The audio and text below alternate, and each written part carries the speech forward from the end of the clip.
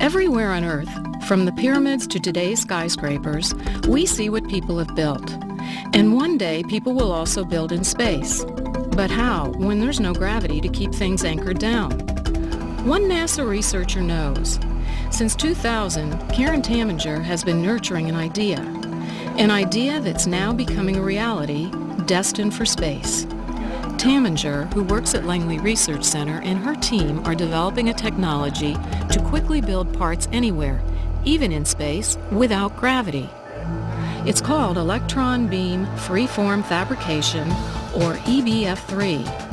Although the welding industry has used this type of technology to weld pieces together for some time, Taminger's process is radically different. We're actually trying to build entire parts from nothing, just from building up the wire, or we're using this to build significant components on a new part.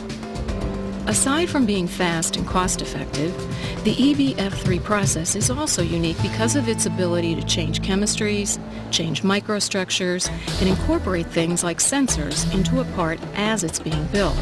Being able to use the layer additive process is a real advantage.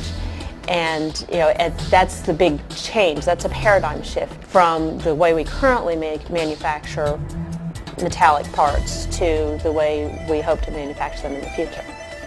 The EBF3 process is fairly simple. You need a concept that you take to a drawing. Once the drawing is in the computer, then the software that we have will take that computer drawing, slice it, come up with all the commands to build it, and then you push a button on the machine and it builds. Taminger has been successful at selling her idea to others. Funding from the NASA Aeronautics Program and from Langley's Creativity and Innovation Initiative actually launched the technology. The money made it possible to build a proof of concept and a demonstration model system and to apply for a patent.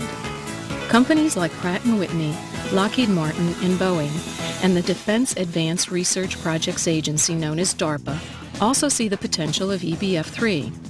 Because Lockheed Martin would like to use the technology to build components for future aircraft, they help fund the development of some of the technology process for fabricating low-cost complex parts.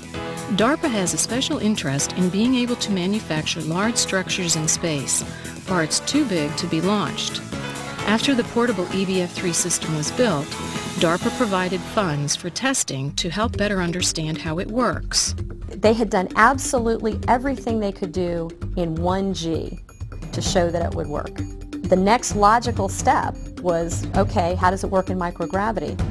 Besides researchers at other NASA centers and big aerospace companies, the EBF team now includes scientists at the University of Tennessee Space Institute, where they're modeling the process to try and improve it, and at Virginia Tech, where they're developing design optimization and analysis tools for new structural concepts.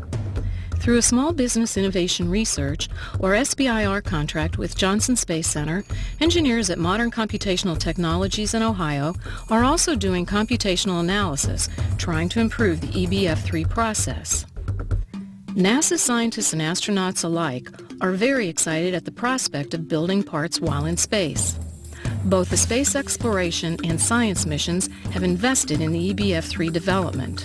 The e-beam technology offers them a tool that can build other tools and things that the astronauts can use in pursuit of exploration.